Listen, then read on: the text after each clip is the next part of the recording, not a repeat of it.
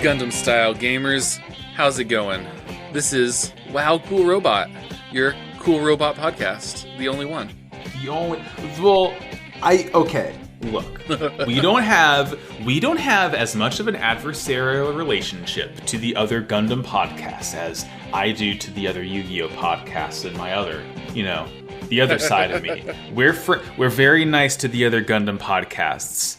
Mobile Suit Breakdown, The Great Gundam Project, Mechanista and G, we all love you. We're friends. I have actually been meaning to check them out. I have not yet. You should. I really like listening to Mechanista and G. It's just cool. Like, that's a great name. I know, right? It's much more of the Wow Cool Robot spectrum of things, where it's it's two hosts talking about like the mobile suits of Gundam, really. Sometimes mobile armors. And they're kind of a companion podcast to Great Gundam Project. They're on the same network, so it's kind of like they have these cool coded spoiler warnings based on how much Great Gundam Project has seen. So if you count up with that, they'll tell you what you'll be spoiled on, which is cool. Oh, that's neat. Yeah, and Mobile Suit Breakdown is like the intellectuals Gundam podcast, I'd say. They do an absolutely unreal amount of research, and it is so daunting to me. But, I mean, they make good money doing it, and they clearly love it and have the passion, and it's like, damn, maybe I'll be able to do that one day. But I don't want to do the research, so I'll have to find something else to make money doing podcasting with. Couldn't be me. Yeah, so it goes. How are we doing, Jake? I am doing pretty well. I got my belly full of burgie. I got a nice boba tea here, and I'm ready to go. I tell you what, Jake, I also have a belly full of burgie. I had burgie for dinner. I had burgie for dinner. Wow, I had burgie for dinner in my new apartment. Oh, snap. It's nice. I love it. We got everything unpacked and set up in 2 days. My girlfriend was very tired afterwards. She probably didn't want me to, go at this pace I was going, but... It's a pretty superhuman pace. I'm impressed. I did it. I was covered in bruises. I was so sore. My hands felt like they were made of wood, but came out the other side. Great.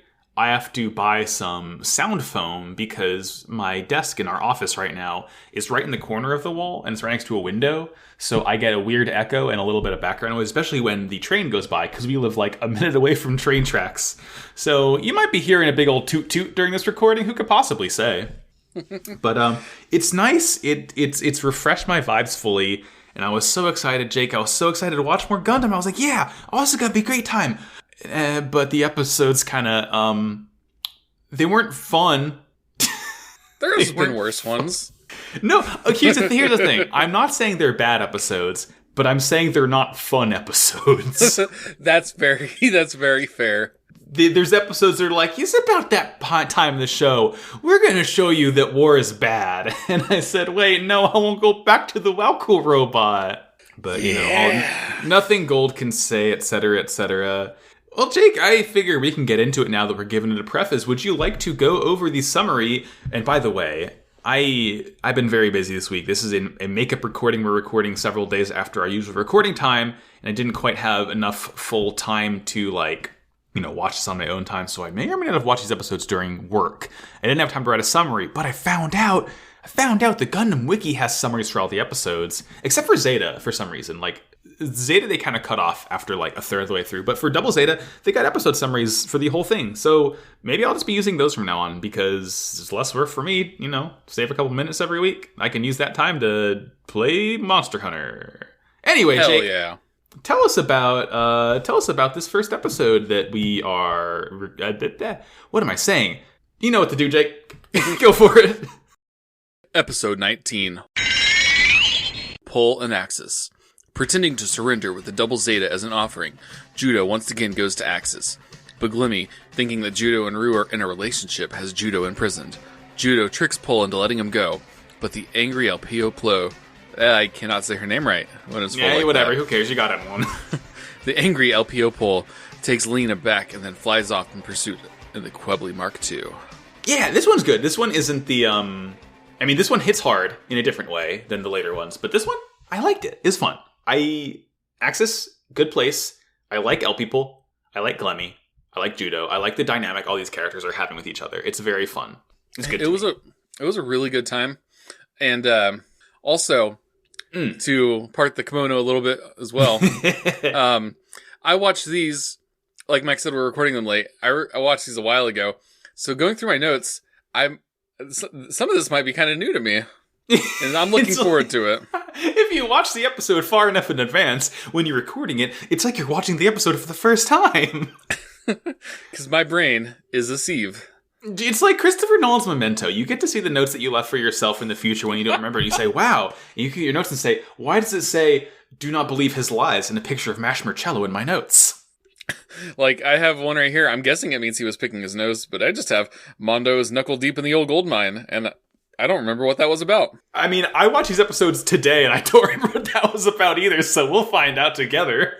So, starting out, we got Ino and Millie are returning to the Argama without Judo. As a reminder, last week, Judo flew back into Axis to rescue Lena, and Ino and Millie left because they're like, all right, we're going to go back to the Argama. We're supposed to go, following rules and all that.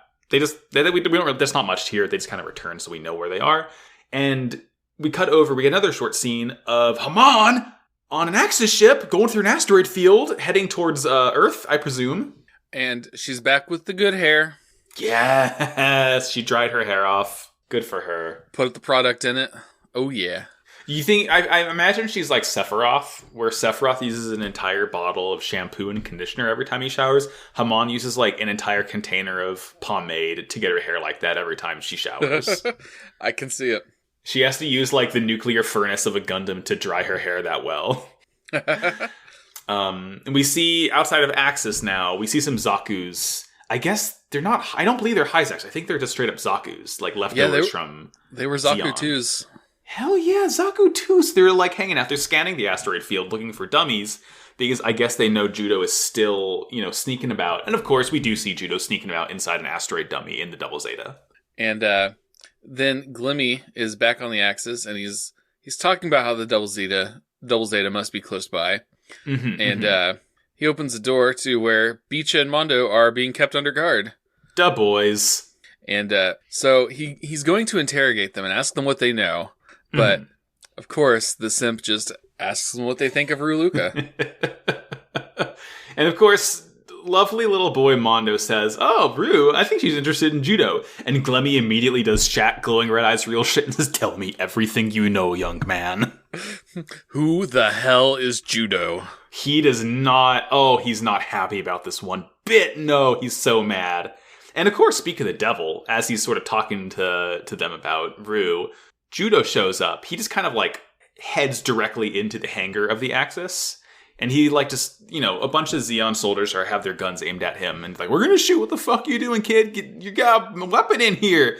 And he opens the little cockpit of the Gundam. And he's like, hey, what's up? Hey, buddies. Hey, how's it going? This is a gift to Axis. I'm not going to shoot. This is merely a gift. I'm coming here as a gift. I'm being nice. Don't shoot and kill me, please. And Glimmy shows up, and he totally believes it.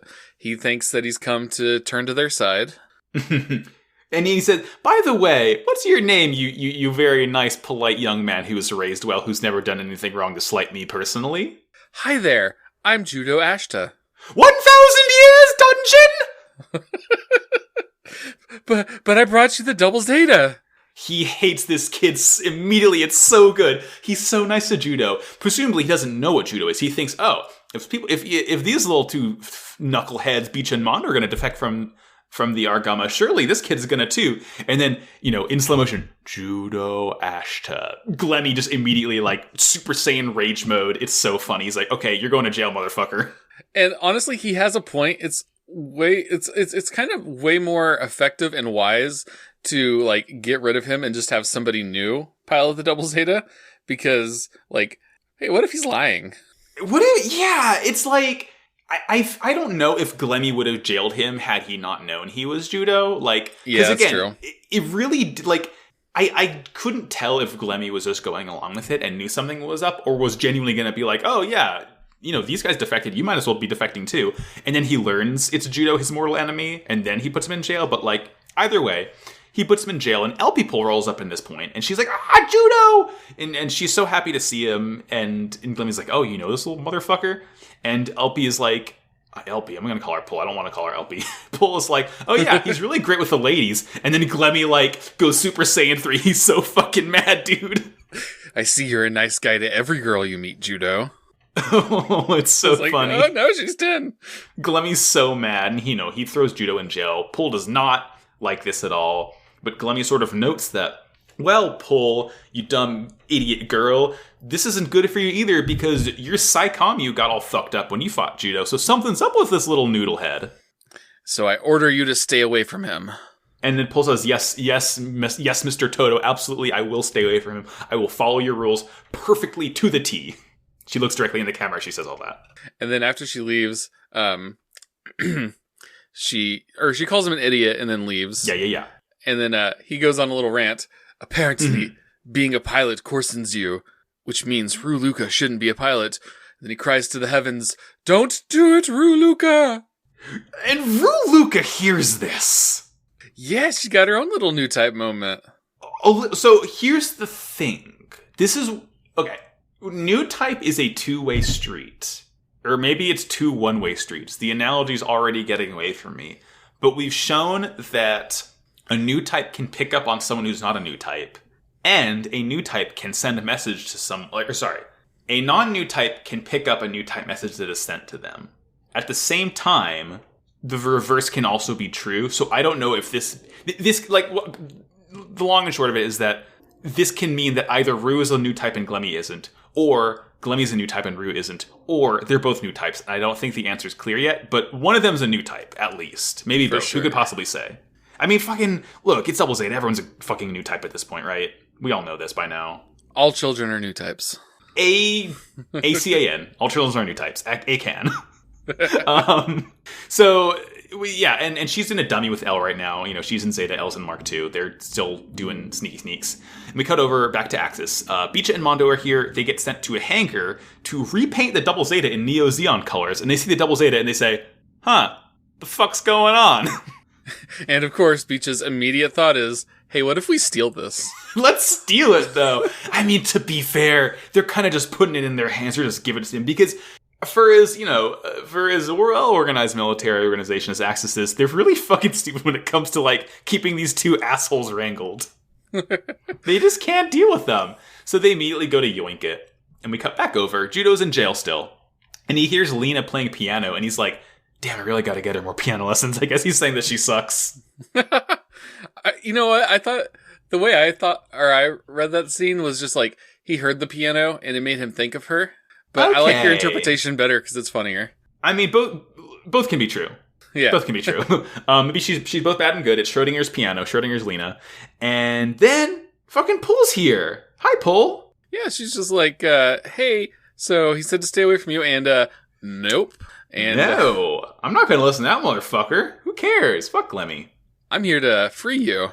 And thanks, Pull. You're in jail now. Yeah, screen wipe, and now she's the one in cuffs. It's funny. I like that. It's like Judo's like, okay, you're clearly dangerous. I can't have you mucking about the ship, so I'm going to bind and gag you. Not like that. He just puts duct tape over her mouth and ties her up with the handcuffs. And she's all mad about it. And he kind of escapes through the air vent. And he's like, hey, Pull, I've seen Mobile Suit Gundam 0079, and I've seen Mobile Suit Zeta Gundam, and I know what happens when a new type becomes a pilot, so don't do that. Bye. He just fucks off. And after she leaves, after he leaves, she's like, damn, and I was really going to bring him to Lena, but now I don't care. Yeah, now I don't care. It's like, it's funny. It makes sense, you know? It's the kind of thing where it's like, certainly they're going to be at odds because Pull is genuinely trying to help Judo, but Judo either doesn't trust Pull or knows that he shouldn't trust Pull or knows that, being around powerful new type fucked up girl is not a good idea in general. Yeah. So Judo's kind of being the smart one here, even if Pull's going to help. It's like, I feel like you shouldn't be enabling her anyway, you know? Yeah. Yeah.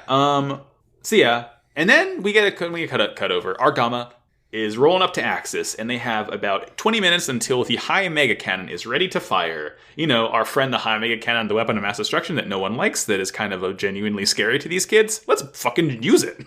And it is currently locked on to Axis's engines. They're close enough for that. And they then sense an enemy ship on the way towards them. What could it possibly be? We'll find out later, because we cut back over. Judo's sneaking through the fence, and at this point, we just kind of cut over, and like Pull has easily escaped the handcuffs, and she's grabbed Lena, and she's like, all right, I'm gonna use this little girl as bait to get that fucking Judo kid to finally play with me. Damn it, I'm LP Pull, I'm in charge here, I deserve this. I just want a play date, damn it. I wanna play with a friend. Is that so much to ask? Look, Jake, these fucking Newtypes, all they need is a friend, all they need is someone to play with them, and it's so easy. It's so easy to get them to not be like, you know, like that, capital L, capital T. We see what happened with Thor and Rosa Mia. Like, be nice to them and don't put them near a robot and everything works out fine. Just give them big hugs and lots of love. Hugs and love, please, XOXO. What happens next? Next, Elle and Rue are getting closer to the Axis, and we find out that they have the Mega Rider in their dummy asteroid with them. I never realized that. I thought the Mega Rider, I guess we didn't get quite a good of a look at it at first. I thought it was like more of a hoverboard. This thing's like a fucking like hover bike. Yeah, I was kind of thinking like it's a space jet ski. Oh my god, that's perfect. Yeah, it's a straight up, like, it is a space jet ski. It looks really silly, though, because, like, the hoverboard works a little bit more for a Gundam, I think. I think seeing the Gundam...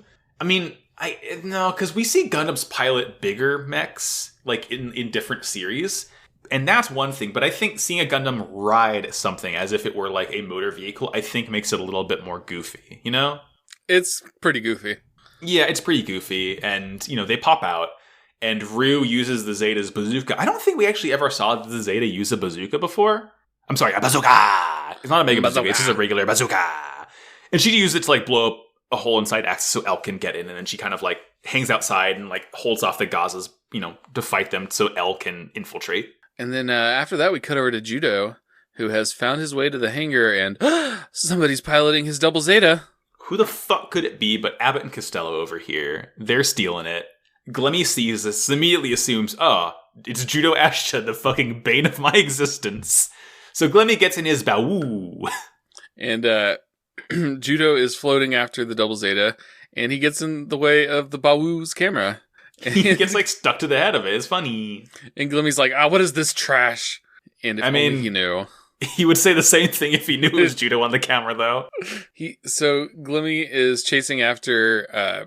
the double Zeta, and Mondo's yelling like, I'm not Judo, stop! Salt's, no, that is not Judo. Then the Balwu catches up to the double Zeta and kind of like tackles it a little bit, and Judo flies off and lands on the outside of the double Zeta, and Glemmy has like a little double take. How'd you get out there so fast? He's like, what?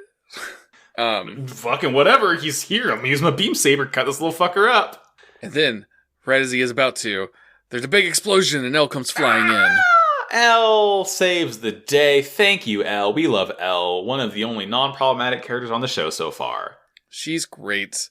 I'm sure they'll ruin that. Yeah. One of my notes here says, I hope Bicha and Mondo die in this fight. Like, this is kind of like... look, I mean, spoiler alert, they kind of redeem themselves later on. But, like, at this point, I'm still like, I want these fucking kids out of here, please. And then Glemmy, like, yells to the ship that's, like, docked in the port and is like, why aren't you firing at these mobile suits? And he's like, bro, we are parked. We are in the hangar. We are in the port. We will destroy everything. Another good idea. And also, this ship is called the Sandra. Aw. So I don't know. So there's the Endra. There's the Mendra, I believe, was Glemmy's ship that he piloted, and the Sandra. So I guess the NDRA suffix is the sort of like title naming convention for this class of Neo Xeon ships. Fact of the day. Fun fact. Love to see it. I love that. I wouldn't have put that together. Yeah. I was like, why is he talking to Sandra? Who the fuck is Sandra? I don't remember this character. No, it's just the name of a ship. So Glemmy and Elle are fighting. It's a cool fight. Good animation, it's classic Gundam fighting. It's cool. While they're fighting, Judo hops in the double Zeta and is like, "Oh, it's you two. Of course it is." Suppose, and they're like, "Hi, Judo."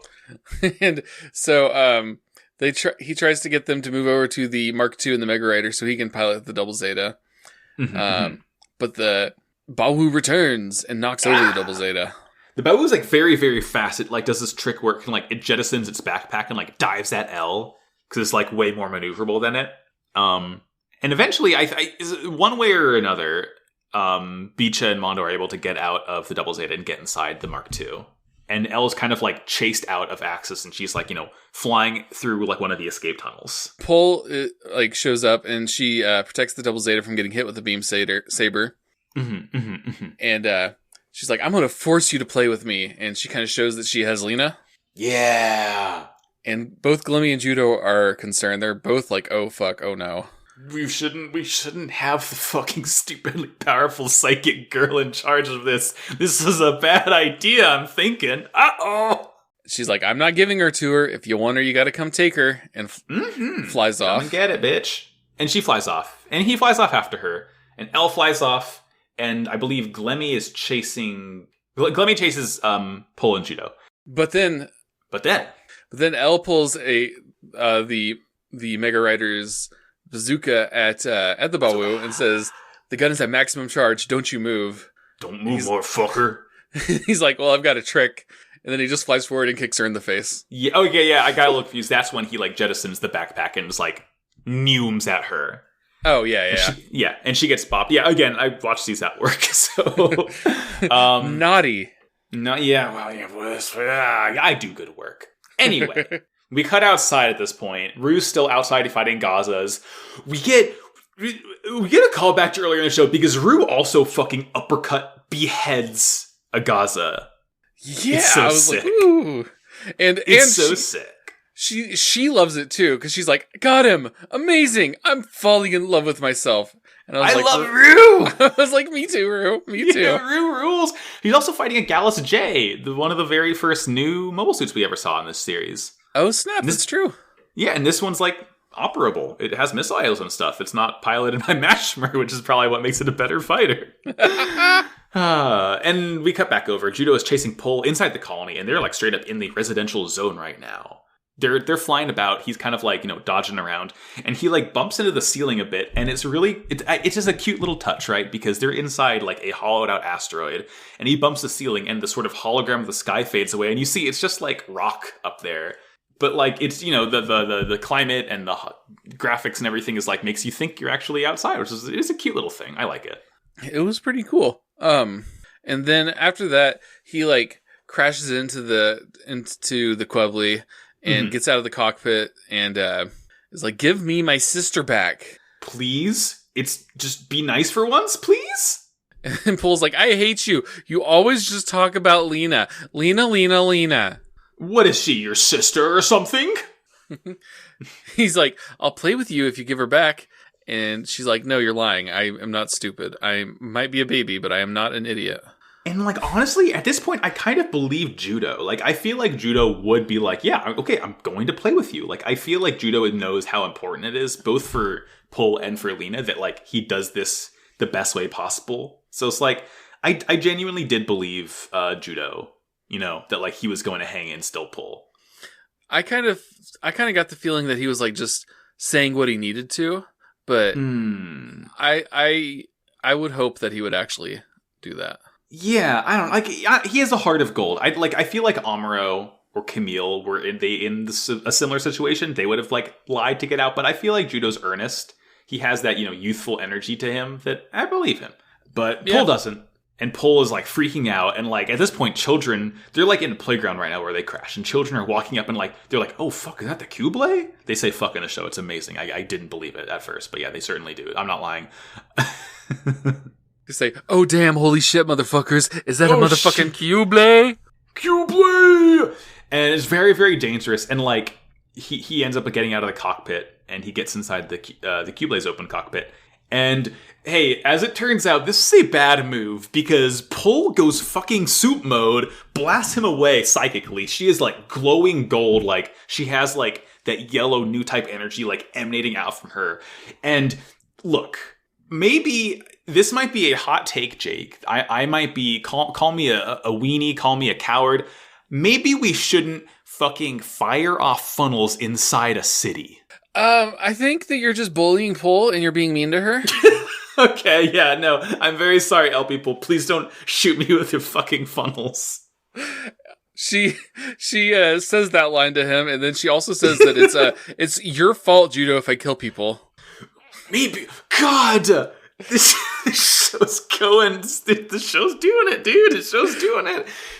It is horrific. The funnels are going everywhere. Judo's dodging, of course, but like the buildings are being hit. We get like freeze frames of people being fucking blown up. Like, God! It's awful. And the only way that this is able to stop is Lena like going to pull, and she's like, "Hey, fucking Judo will despise you if you keep killing like this." And Pull's like, "If Judo despises me, then that means he'll hate me."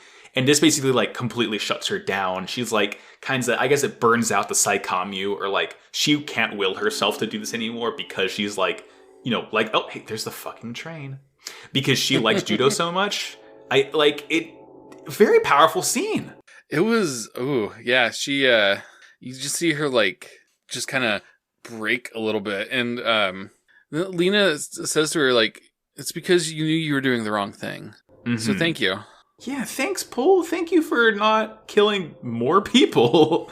But like, yeah, so eventually Glemmy breaks up this scene before Judo's able to actually get out and save Lena. And he just grabs the Keyblade by the shoulders and flies off. And it's like, oh, fucking damn it. Come on.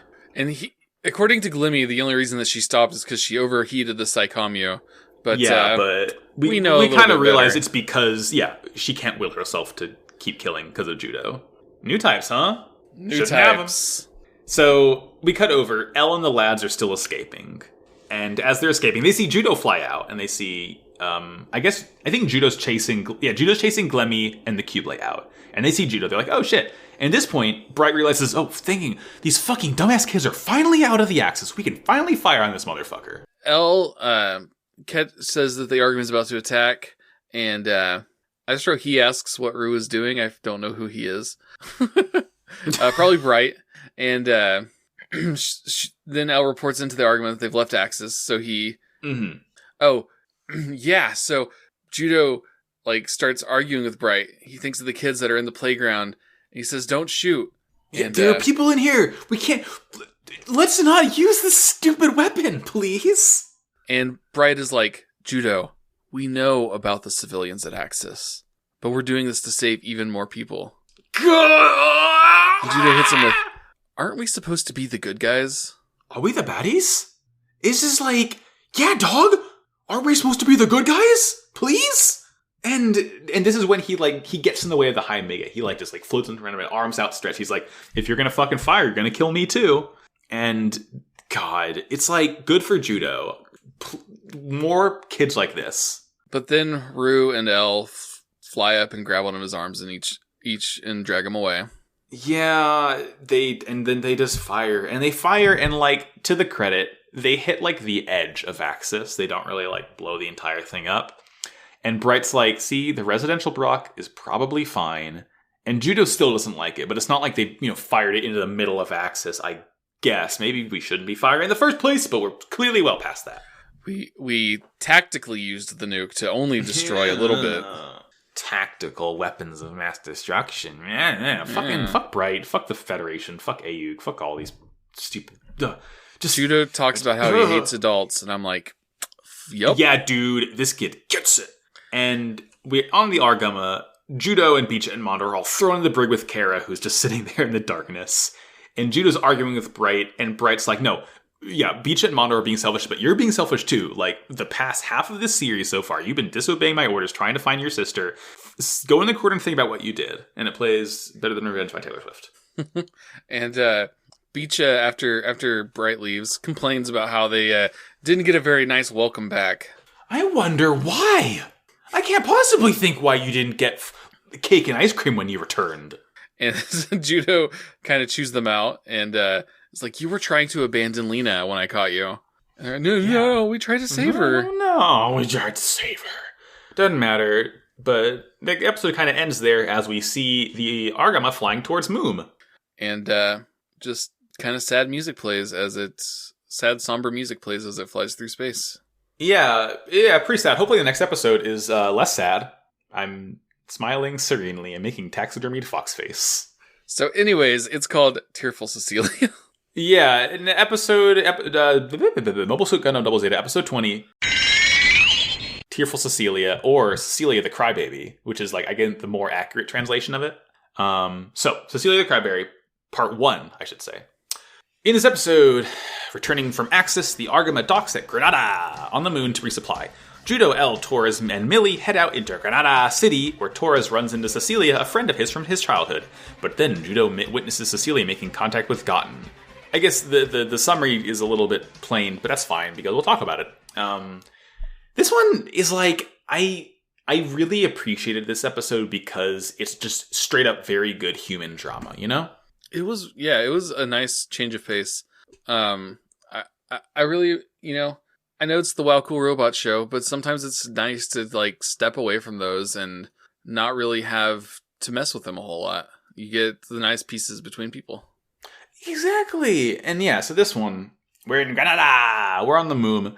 We see Millie and Torres holding hands. I guess they're a little thing. That's new, but whatever. It's like, I really like how this episode is all of a sudden, it's like, yeah, Torres is the main character now. What are you going to do about it? But it's cool. I like Torres. He's fun. He's always been part of the crew. He's always been part of the crew. All we knew about him until now is that he liked his Hong Kong porn. But now we know more. He likes Hong Kong porn and Millie and pizza. And fucking, look, that's the human condition, my friend. And they're going on a date to Anaheim Electronics? Fucking, sure. When I hang out, when I take my girlfriend on dates, I always like taking her to fucking Northrop Grumman. Who doesn't want to tour a weapons facility? We're gonna go. It's so romantic. We're gonna go to Boeing and see what missiles they're making. And then, how lovely! How lovely! Speaking of lovely, Wong is here, and I almost like closed my phone in disgust. I was just no, Wong, please, God, no, please, no, please, no, Wong. I didn't recognize him, so it took me a while to realize who he was. Something happened to Wong in between Zeta and Double Zeta, I think. I think he got put on La Via Rolls too long, and he got weirdly thick, and his hair got weirder, and something, he just doesn't look right. I immediately hated him, though. I was like, I don't know who this fucker is, but he's on my shit list. Every single time we saw Wong in Zeta, he's just, like, doing everything he can to prove that he's, like, one of the most despicable people around. And this one, like, doesn't make a good impression. So what does he talk to Bright about? Well, so at first Bright is like, hey, Torres, you're supposed to be on watch, but don't worry about it. And Wong is like, you're too soft on him. Get rid of him. Mm-hmm. Yeah. And he's like, wait, what? Uh-huh. No, please. And he tells, he's like, get rid of that fucker. You're going to go to Earth because Haman Karn is going there to take over, just take over Federation after all the fucking bullshit with Crips 2. But as a reward, afterwards, we're going to give you a shiny new ship. And Bright says something that kind of confused me. He's like, we're aware that Axis is going to Earth, but that's no reason to send the Argama there. And I'm like, kind of is. It kind of is. It's like, I don't know. I really don't know what Bright was going for in this scene. But he's like, I think a lot of it is like he's being overly defensive of these kids now.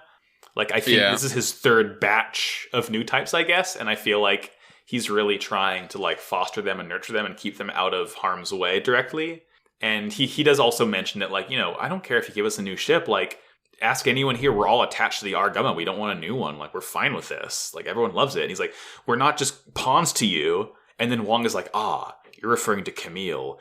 Yeah, the kid who got fucking, like, comatose because you made him fight too much? That kid? I wonder how he's relevant to this conversation, Wong Lee.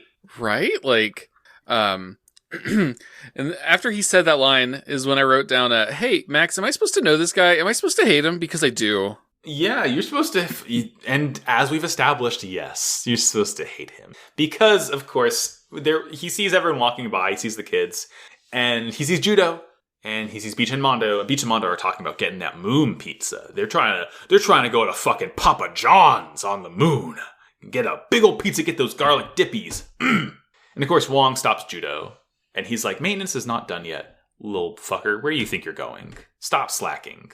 And then Wong tries to punch him and he misses him. And Judo kicks him in the stomach, and I applauded. Yes, direct action. He doesn't even just kick him in the stomach. He straight up knees him in the gut. It's brutal. And Wong is so mad, and Bright kind of holds Wong back, and L kind of holds Judo back, and they run off, which is just good. Just kick him and get the hell out of there. Hell yeah. And but Bicha and Mondo do get stopped, so And we cut over to the sort of date that Torres and Millie are having, and they're playing the Zeta ending music over this scene. It was nice. I was like, wait, what the it got my wires crossed immediately, because I was like, wait, I recognize this. And yeah, it's the ending of Zeta. It's really funny. It's diegetic music now. It's radio. And Torres and Millie are talking, and she's like, so you've heard talk of going to Earth. That must be really rough, Torres. And he says, the roughest part is leaving you behind, Miss Millie. I guess they're in love, sure. Yeah. So she says, a smooth talker. Dinner's my treat then. Uh-huh. And Judo and Elle run up right as she says that, and are like, oh yeah, free food, huh? Wow, hell yeah, free food. You. We get Papa John. Let's get a large meat lovers, please. He's cute. And they're like, we weren't talking to you, but then those two are already in the restaurant, and now they're buying up food.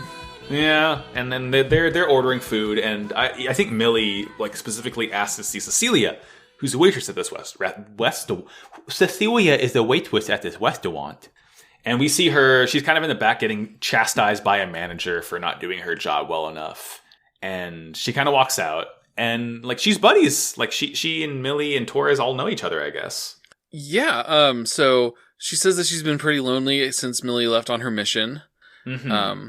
And Millie orders some pizza for everybody. And then that's when Torres recognizes Cecilia, and he's like, oh, hey, you're the ever-clumsy Cecilia the Crybaby. And she drops her tray and starts to cry a little bit as soon as that. And she's like, well, you used to be known as Torres the Weak. After we cut away from that to see Gotten and a couple of soldiers. Gotten looking fucking good. He's wearing this cool, I think it's a turtleneck trench coat combo. Gotten's fucking hypebeast Gotten over here. He's kind of got the sauce. He's kind of got the sauce. Hope nothing bad happens to him at the end of next episode. So, he's talking to these two soldiers, Nell and Creo, and they're talking part of the Enter Corps. Yeah. But these ones are important because they got names. They got names.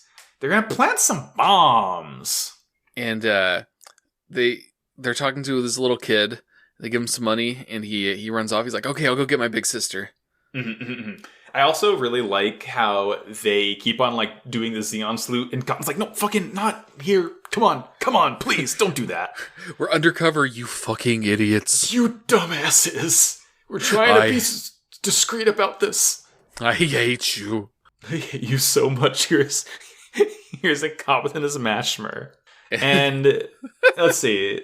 So the kid sort of leads them to Cecilia, and we kind of learned that Cecilia is a blackmail target for Gotten, because he's essentially promised her that he's going to give her tickets, her and her family tickets to an immigration shuttle, so she can go off. She can leave the moon and go to a colony. In exchange, though, she has to do some spy work for them. Da-da-da-da. She's like, please don't cancel our seats. I'll do whatever you want. And then back inside, we see Torres talking to Judo, and he's like, "What? You punched Wong? What are you doing? Punched Wong, you dumbass! You gotta apologize right now, dude." And Judo and Elle try to change the subject, and Torres is like, "No, hey, wait, no, right here. Hey, you punched right here, please, Wong." Please. And he's talking about how he's the leader of AUG, and Judo's starting to freak out now, and Millie's like, "Can you please not talk about the illegal organization we belong to?" And Judo's freaking out and choking on his food, and he has to run to the bathroom, and he's washing the food down, and Elle is checking on him, and he's like, "I'm not gonna fucking apologize. Fuck Wong, asshole." Yeah, fuck that. But then while he's after he's stopped dying and coughing and hacking it up, after he's died, yeah. Yeah, here's some voices outside, and they peek out the little vent in the bathroom, and they spot Gotten talking to Cecilia. Shrimp-teresting. And they're talking about how Cecilia needs to take a photo of a map, which I guess will clue Gotten and his dudes into where the Argama is docked on where the Argama is docked in Granada, so they can bomb the hell out of it, I guess. And I was very confused because I was like, what map? Because they just kind of talk about like, oh yeah, the map. You know, the map. Yeah, the map. It took me a while too, and then you see you're taking an actual photo of the map, you're like, oh, I get it. But yeah, it's a little confusing at first. I thought I missed something, honestly. No, it was a little sloppy at that part. And then afterwards, Torres sort of meets up with Cecilia, and he's like, hey, are you fucking okay? And she's all freaked out and, teary-eyed and, like, doesn't really want to talk about it and wants to keep it a secret because, she's kind of betraying Torres and his whole organization. So, of course, she's not going to tell him anything. And Judo's like, we should stop her. And I was like, no. We need to get proof if we're going to stop her. Yeah. He's like, we could just stop her. We could just stop her. Come on. She's like, but then we can show up Mr. Wong. Yeah, that's what's most important, as we all know. Yep. Yeah, and at this point, the fucking two Stooges, Beach and Mondo, show up. They go to the diner now. They finally are free from Wong's clutches. And they walk in, they see the engine cord. They're like, fucking, are you kidding me? And they sit down, they like trying to hide and like listen to what they're talking about. And the guys from Axis, they say what port they're in and that they're planning a surprise attack on the Argama. Mm-hmm. And Beach and Mondo overhear all that. But then, as they're trying to hide from the Axis guys, because the Axis guys definitely know them, Millie yells, hey, Beecha, Mondo, over here. Yeah. And they hear that. They're like, you fucking kids, what you do? And the whole fight breaks out. It's like a bar fight. It's fun. And Ellen Judo decides to sneak away in the chaos. Mm-hmm. And the bad guy, the Axis guys run out of the restaurant and hop in a van. And Beach is like, to stop them, he decides to throw a pizza. But just hits Mondo in the back of the head. Mamma mia. That's not very Gimalto of you, Beecha. And then Beecha and Mondo hop in a Jeep, and Beecha actually is smart. And he's like, hey, we should go tell Bright what we overheard. I know we want to chase the enemy. We kind of want to chase them. That seems like the fun idea. But we should go tell Bright what they said. Probably. Good thinking. And yeah, and Judo and Elle get in as well, and they agree. Like, we're going to go to the Argama. They're like, yeah, good idea. And Torres and Miller are left behind, but that's fine. They're whatever, they'll figure it out. And we cut over to the dock. There's like the little guard post outside. Cecilia, or I think as they drive there, they sort of see Cecilia and they like speed past her to like sneak around, so she doesn't really know that they're going ahead of her. Because I think they like overhear, they kind of know what the plan is. They know that Cecilia is going to be like sneaking to the Argama by now. And as they drive off past the to the Argama, Cecilia comes up to an armed guard who's like guarding the ports and says, please, mister, I would really like to go see the Argama, pretty please. Could you just let me? And when they call her out for not having clearance, she's like, wait, no, I'm actually here to deliver pizza. I know I said I just wanted to see it. This Papa John's extra large vegetarian with the garlic dippies is getting cold, and I swear to God, it is not going to be on me if this is cold before they get the pizza. They're like, yeah, well, we'll call them to have someone come pick it up. And she's kind of like, foiled. Foiled again. But Elle decides to stay behind to watch her while everybody else goes to the Argama. Being a little sneaky, yeah. And then we, of course, cut over. Wong is talking to Bright. Fuck you, Wong. Fuck you, Bright. I hate both of you. And now he's saying, let's kick Beecha and Mondo off the Argama, too. And Bright's like, let's not do that. And Wong is like, they betrayed you! And it's the Onion Post, heartbreaking. The world's worst, or the worst man you know has just made a good point. And he's like, they're not that bad. And hey, maybe they're Newtypes. Yeah. Bright is drinking a little bit too much of his own Kool-Aid, because he says that wasn't betrayal, that was their overwhelming power. And Wong says something along the lines of like, well, if they're Newtypes, they're different than the kind of Newtype that Camille was. And then speaking of Newtypes, Judo can just see through walls now? Yeah. Judo becomes Superman? Does the boy have X-ray vision that I didn't know about until now? What's the deal? How can he do this? Tomino, explain! You know he won't.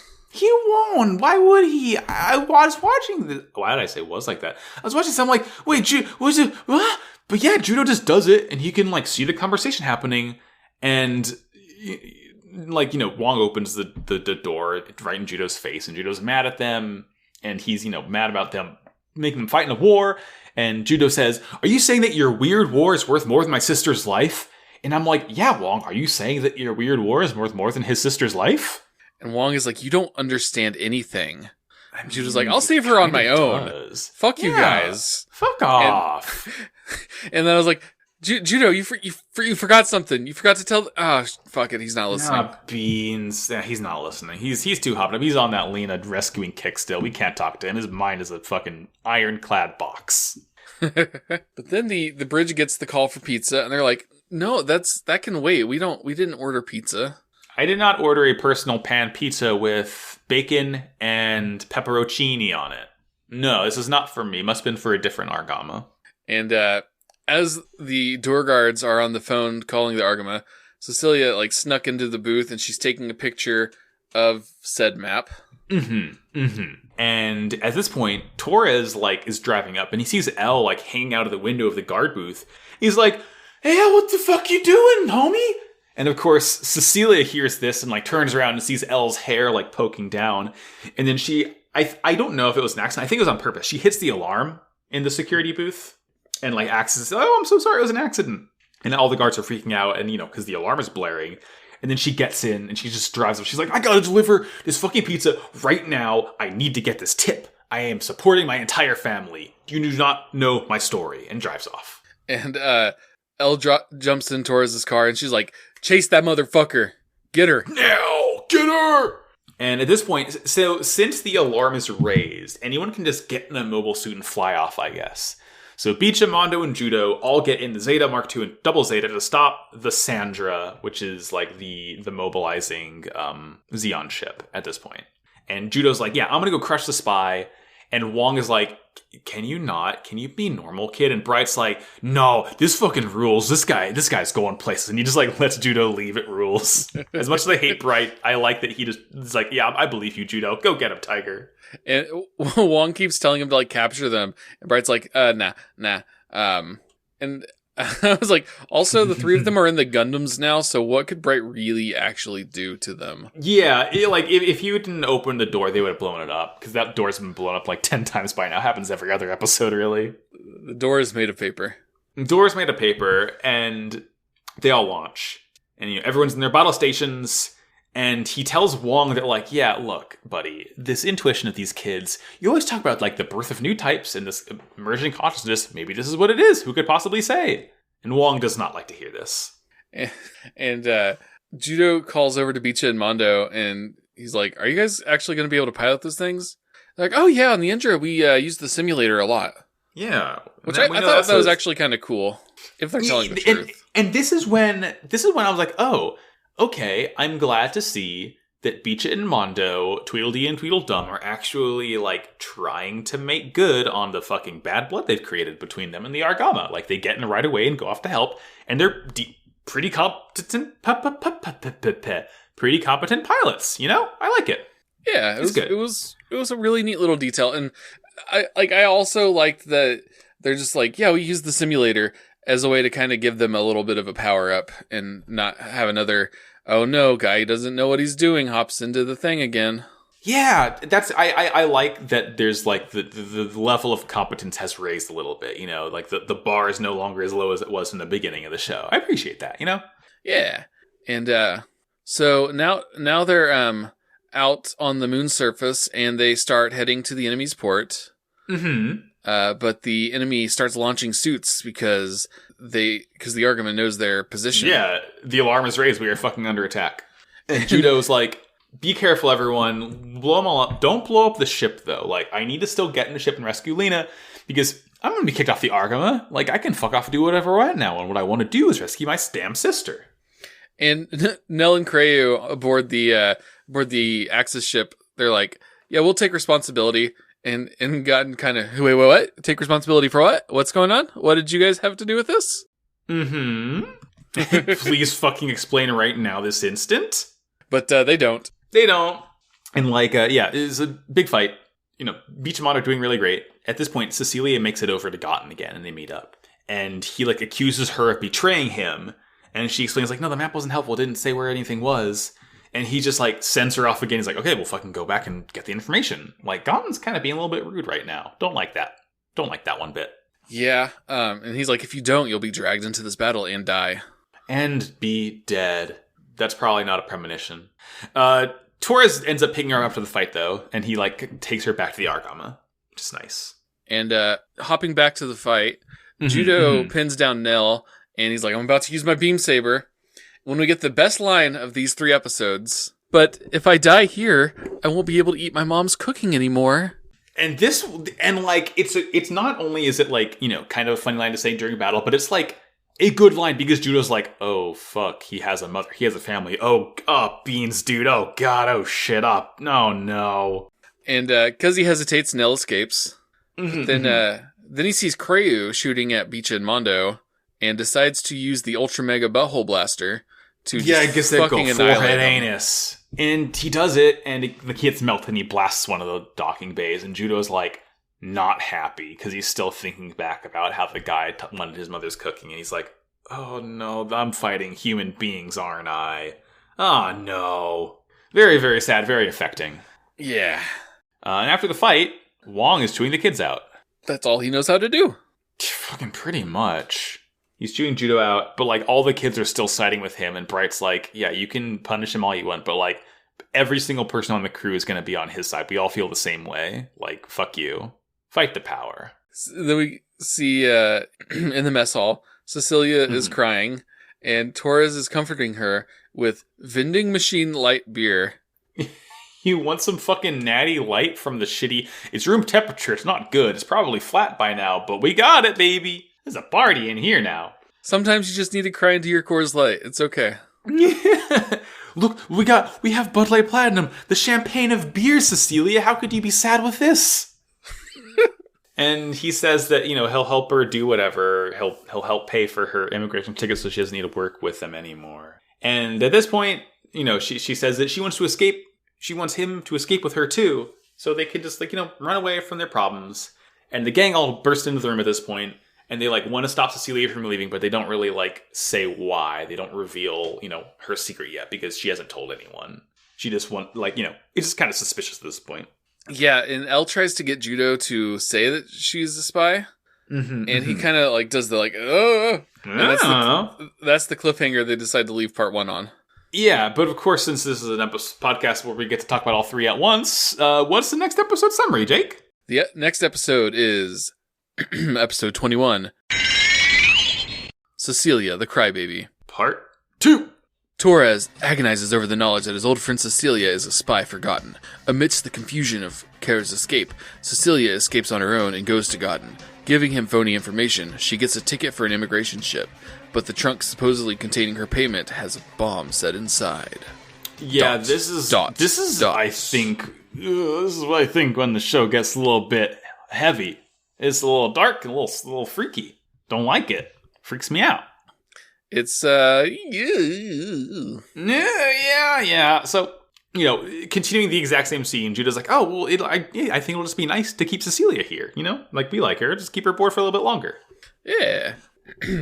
So, we start the episode off to find out the conclusion to that gripping cliffhanger. He doesn't say it, because, oh, man, that would be awkward. If Torres knew, like fuck, man, is such an awkward situation. And then Elle just spills the beans. Just Thanks, like immediately. Elle. Just immediately, and like her Cecilia's like defense is basically like, I tried to spy but I was bad at it. Please let me go. Let me go. She's like breaking down. She's crying. She's living up to her name as Cecilia the Crybaby. It's sad. Like, you know, I feel bad for her because she is, you know, she's just trying to help her family out, and she really like doesn't have much of a choice because it's a, you know, like it's a war they're in, right? It's like you got to do what you can for your family, and it's the whole, you know, it's moral quandary. I feel like it's similar to the sort of situation we had with Beecha and Mondo defecting to Axis because they're like, well, fuck this, we want to be on the side that we think will help, and she's trying to get the help she can, you know? Yeah, and so Torres is really conflicted. And so he just says, you know what, we'll just go to Bright and we'll let him decide what to do. That's never a good idea. Bright's not going to help anyone. Not the wisest man. No, yeah, certainly not like a paragon of judgment. But, you know, Torres still wants to find a way to help her. And we cut over Gotten in his ship. He only has a single Gazome left. Judo's blown everything else up. But they're getting reinforcements soon, which is nice. And he hatches this cockamamie scheme to buy every single cargo ship on the dock. For some reason, to be determined in the future. And he brags about how he can do this without Lady Kara. Lady Kara, who's in jail right now. And we have that fun little bit where right after he talks about her, we cut to her sneezing. Yeah, I like that. That's like a continuing thing of like the superstition. Bright comes into her cell, and she is like rubbing all up on him, trying to like sexy her way into being given more freedom. Pretty much. She's like, I got all these clothes to wash. Like, I gotta be busy. And then Rue is there too with Bright, and Rue's like drops some knowledge that she's gonna be taken to a POW facility on Granada. I'm like, oh my god. Like, I know that she is a prisoner of war, but like, I don't know. It's still weird hearing the term prisoner of war in a Gundam show, you know? It's a little, ooh. It's a bit much. It's a bit hard to handle. Certainly nothing heavier can come out of this episode. And she's like, no, please, no, I like it here. I like it here. It's nice. Come on. Then Rue and Kara start arguing and fighting, but Bright breaks it up. Yeah, Rue calls her an old hag. It's very funny. Judo then shows up, and he tells Bright what's going on. And he mentions Gotten. And Kara gets really excited. Yeah, she loves Gotten. We all love Gotten. She's excited. Gotten's here, gonna save her. And then she like ends up letting slip that the plan is for Haman to end up capturing Granada and using it as a base. She lets it slip so casually. Yeah, it's almost as if like she just doesn't really care. She's just too excited. Good for her, you know? And like at this point, they can't really act on that because beep boop, alarm time. The Endra ships or the Endra Corps and Axis are flying towards the Argama right now. It is time to fight. And Torres and Cecilia come up to the to Kara's cell where everybody's just kind of hanging out. They're just hanging out now. Not the best place to hang out. And Kara's like, hey, with everybody just like standing there and my door open, I'm going to bye. See ya. She grabs Cecilia and runs off. And she ends up getting in the Mark II and taking Cecilia hostage. She does a very funny bit where they try to stop her, and she like puts her fingers up to her eyes, and she's like, "All Three Stooges her." Oh, if you don't back her off, fucking eyes out. It's like, oh god, I don't want to see that in Gundam. That's a little bit extreme, Kara, don't you think? That would be really. Please don't do that. I know there's been some fucked up things, but like that would be. That's like, a lot. Yeah. Yeah, yeesh. That would be. Ugh. But she does end up getting in the Mark II. And as soon as she gets in the cockpit, she gets horny again. It's like, oh, I forgot about this lovable quirk of Kara Soon that she gets really fucking horny inside a mobile suit cockpit. And apparently they just kept an SMG in the cockpit as well. Yeah, she's like, oh, submachine gun is fucking rules, dude. And I'm like, why is that in there, though? Not good. She's like, open the hatch or I'll shoot her. I'll shoot her. And of course they open the hatch, and Judo flies out, and the Double Zeta after her. And she's going to take Cecilia to Gotten, all according to Keikaku. Cecilia, like, is getting upset, and Kara tells her, like, if you stay here, you'll face a firing squad since you're a spy and all. Yeah, fucking, yeah, well, that's a bit much. It's a bit much. And she's escaping through this, like, Ava-ass elevator. and Judo tries to get in one, but he can't. It stops, and, like, the power gets cut from the docking bay for a split second. And we end up seeing Gotten's scheme where he bought all those cargo ships because he's essentially using them to crash one by one into every like port in order to like flush the Argama out, which is like, God, Gotten's kind of like doing a bad guy right now, huh? A little bit. It's like I like you, Gotten. I don't want you to be like actually evil. I just want you to be like a bumbling bad guy, not an evil killer. Ah. And we see Kara running through Granada, and she sees a secret passage, and she gets in the Mark II on its hands and knees and like tries to crawl through it. Yeah, she does thirsty flower pose and gets stuck. I love that her secret passage is just like a highway tunnel. Yeah, and Mondo and B just show up, and they just start talking shit for her trying to crawl through an access hatch. Mm-hmm. And then she just ends up just getting out of the Mark II and like tries to escape on foot. And Torres has been following them in like one of those little like floaty cars. And he rolls up and just like straight up like knocks her out, like double slaps her in the head, and she passes out. And he tries to go to Cecilia, but she runs off. She's like, I'm gonna fucking die. This sucks. Bye. Beecha and Mondo run up. He tells them to grab Kara while he chases after Cecilia. And as soon as he steps away, she's like, actually, I'm awake. And she runs away and jacks a car. She jacks a car, and and there's like a weird significance to the scene I couldn't really quite understand, right? Because she drives off, and she makes it to this like, it's like this like window into like some sort of like dark bay, and there's like this weird like red and yellow light sort of coming from the window at first, and she's like, this is Anaheim. And, like, she's inside Anaheim Electronics, and it's being evacuated right now because of the alarm. But, like, there's this weird, like, reference and significance to this scene that I couldn't quite understand. I don't know if, like, something will happen with this in the next episode, because I haven't seen it yet, obviously. But, like, I don't know. It's just, like, a very strange scene of her, like, being... It's very, very important that she's in Anaheim right now for some reason, I guess. Yeah, I am in kind of the same boat as you. I was like, this feels really important. Why? I couldn't say. Yeah, like, I get that Anaheim is...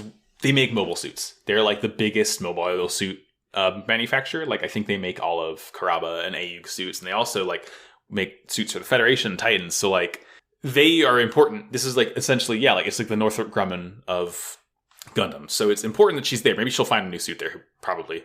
But I don't know. After that, we cut over, and Cecilia has finally made it back to Gotten. And she tells them, oh yeah, the Argama is in Port 33. Money, please. So he gives her the tickets, and then he's like, oh hey, and as a tip, here's a suitcase full of gold. But don't open it, though. Don't let anyone see you, let you see it. People will get jealous and attack you for it.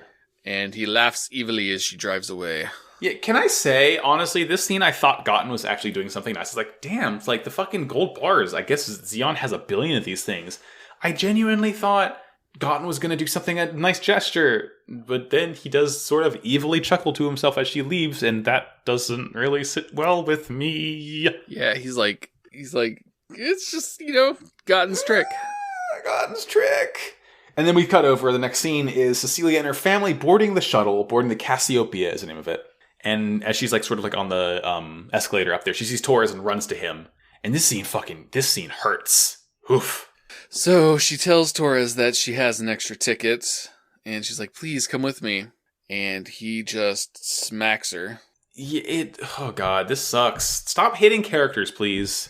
Please. And he's like, she says that she lied to Gotten about which port the Argama was in. And he slaps her, calls her a coward, because like, okay, that's gonna get innocents killed. Like, that's not a solution. You're still getting people hurt and killed from this. And it's the closest one to the city areas, so you're also about to damage the city. Yeah, and she's like, Torres, I love you. Like, please, just come with me, escape. And, like, she's, like, on the ground sobbing, and Torres is like, I hate people like you. Like, Torres fucking hates this, and it's, like, rightfully so. And, like, I just feel so bad for Cecilia, right? It's like, I know she's not doing a good thing, but, like, I don't know. I get this helpless situation she's in, It's very hard not to empathize with her. It sucks, and, like, yeah, like, the scene leaves her, like, she's, like, on the ground, like, she, like, runs in tears back to the shuttle. It's just, like, fucking yikes, dude. Whew. She says, God is always mean to me. You're all I have, Torres. And then he leaves her. Yeah, like, God, ugh. Damn. Come on, Gundam. That shit hurted. Yeah. And we cut over. Judo, he finally flies out in the double Zeta. He finally finds the elevator that works and escapes. He flies out to stop Gotten. And Gotten at this point is like, okay, we're getting close to crunch time. We have to drive the Cassiopeia over to the Argama. Wonder why he's gonna do that. And the Axis mobile suits put the ship between them and Judo and kind of use it as a shield. But they're also hurting it to the Port 33. Yeah, like they do launch on Port 33 and like nothing really happens. And they're like, oh, she fucking lied, of course. But I guess Gotten probably figured she was going to lie because, again, his contingency plan is dangerous because we do see she's in the Cassiopeia. She's like arguing with her family and her parents. And like they're mad at her and she's like, I'm trying to like save the family or whatever. Blah, blah, blah. I think she ends up like tripping or something and like drops the briefcase and like it opens up a little bit. And hey, not gold bars in there. Nope. It's a bomb. Nope. Yeah. Uh-oh, sisters. Uh-oh. Axis stops the Cassiopeia above the where the Argama is trying to launch. And Judo manages to shoot one of the guys without damaging the Cassiopeia because he's a good little marksman. Yeah, they're like trying to buzz around it, and he's like doing a good job aiming and like not, blowing up where the civilians are. And we're sort of cutting through because we see Cecilia, and she's like, just keeps on thinking back to what Torres said about her being a coward. And she's like, I can't be a coward anymore. And she hatches a fucking dangerous plan. She goes to put on a normal suit. She like opens the side hatch of the Cassiopeia. And Gotten orders his men to return or they'll be caught in the blast. I think there's only like one Gazome left. Like, she's like, you gotta fucking retreat, homie. Yeah. Not good. And Cecilia, now that she has her normal suit on, she finds like a personal vernier off to the side so she can navigate a little bit. She jumps out of the Cassiopeia and lands on Nell's mobile suit. Yeah, she grabs a leg of that Gazome as it's flying back to Gotten and his guys. Oh, God. And Judo sees that there's a civilian normal suit hanging off of its leg. Gotten sees Kara running through Anaheim and radios to her that they'll be right back after they destroy the Double Zeta. Yeah, we're gonna have a big old fireworks show, and I'm gonna return to pick you up, Lady Kara. Nothing bad's gonna happen. Nothing bad. Nothing bad. Judo's still following. He's like trying to aim, but he he can't hit it, and he eventually realizes like, oh fuck, that's Cecilia on there. What is happening? And he's like, he wants to cut the leg off of the Gazome, but like Cecilia's still in the way. He wants to do everything he can to like get her off of that mobile suit because it's flying back to the enemy. Gotten orders all of the cannons on his ship to aim at Judo at the Double Zeta. And he's dodging it. He's doing a good job there. And he's like, he still can't really fire back. Like he's kind of helpless right now. He's like kind of frozen. Gon's like, no, get his ass. And he's still dodging, but like he can't shoot anything because Cecilia's right there. And then Nell lands his mobile suit on the ship. And the timer goes off. And the bomb detonates. And Cecilia is fucking dead. And Gotten and his crew are fucking dead. And nobody has any idea this happened except for Judo. Well, we see Torres laughing because he thinks that they blew themselves up. Oh, that part hit so hard. Torres is like, oh, you idiots. And Torres thinks of Cecilia, and he's like, oh, well, at least Cecilia is safe aboard the Cassiopeia. I wish her a happy and safe and successful life. I hope she can find her peace. Oh! And Judo is just frozen and crying.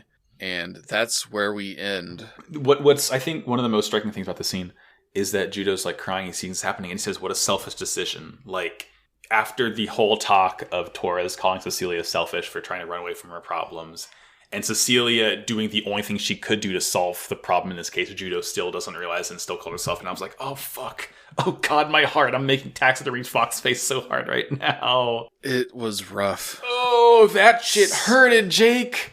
There was just so much going on in this episode, and it was all painful. I really hope... I don't want to get my hopes up for Double Zeta anymore, but I still hope that next week it's not as heavy as this, please. Just a little bit. Give me some levity. Just an episode or two is all I ask. Yeah, I mean... It is the Goofy Gundam show, right? Remember, it's the funny Looney Tunes Gundam show. It's like a funny cartoon. There's not important, hard-hitting character deaths or anything. God! Damn, Double Zeta, you got me again. Yeesh. Anyway, this episode, fucking good episodes this week, despite the pain. I guess good episodes because of the pain, I'll say. Sometimes you can make, like... not to be, if it makes you hurt and feel something, it's good TV automatically. But, like, I think this makes you hurt and feel something in a very well-written way, I'll say. Absolutely. Yeah. Well, not to inject levity, but I do have a segment Max, prepared please, for us we need today. Yeah. I'm gonna do something different. Well, I'm gonna do something the same and different. This is gonna be a Beyond Toon World. And it's gonna be a different kind of Beyond Toon World. Because I'm not talking about the Japanese voice actors. I'm talking about the English voice actors. You're going to love this. Trust me. Beyond Toon World! But they don't exist. But that's the thing, Jake. The credits for them do. And I've seen clips online and the dub of Double Zeta is not good. It's very, very bad and very, very stilted. I've heard some things. Yeah. But I was still able to look at behindthevoiceactors.com, my favorite website, and to see the English voice actors for a couple of the main characters. And when I tell you that these people have been in some fucking roles, oh boy. So I'll talk about three. I'll talk about three today, okay? So we're talking about Darren Pleven, who's the voice of Judo. We're talking about Russell Waite, who's the voice of Beecha. We're talking about Andrea Kwan, who's the voice of Lena. So, and not only, the dub cast of Double Zeta was pretty small, I guess, because every character voices at least one or two other ones. Because Darren Pleven, I'll start out with, not only does he voice Judo in Double Zeta, he also voiced Bright. Huh. Yeah. That's interesting. Pretty crazy.